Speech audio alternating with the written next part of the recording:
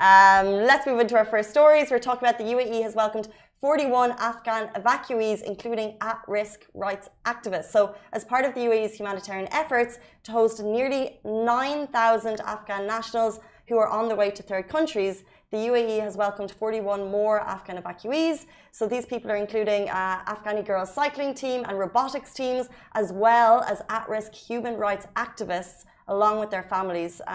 They've all arrived in. The evacuation operation was sponsored and conducted in cooperation with the Center for Israel and Jewish Affairs for IsraAid, which accompanied the group following their entry into Tajikistan from Kabul and then into the onward departure to the UAE, and that's according to WAM.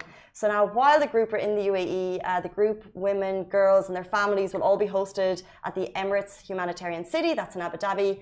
And as you're aware, we discussed it yesterday, it's a high-quality housing with sanitation, health, food services to ensure their welfare. Then, eventually, the group will depart for Canada, where their immigration applications will be processed on a priority basis.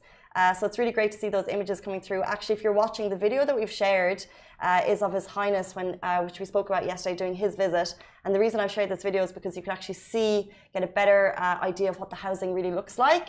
And it basically just looks like this massive community. And it's all ready and prepared to welcome, like I said, nearly 9,000 evacuees, which is pretty fantastic. It is, and the fact that the leadership here is just like, we want their stay to be as comfortable as possible and have them, provide them with a dignified stay. It just shows like they have all their preparations set to welcome all these evacuees.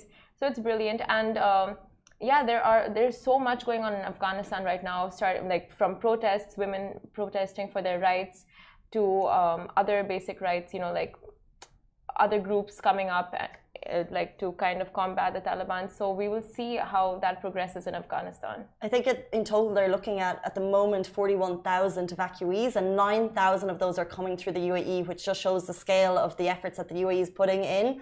And well as a fourth plane of aid has gone from here to Kabul, and basically what the senior administration here said, that they are sparing no effort to help the Afghani people.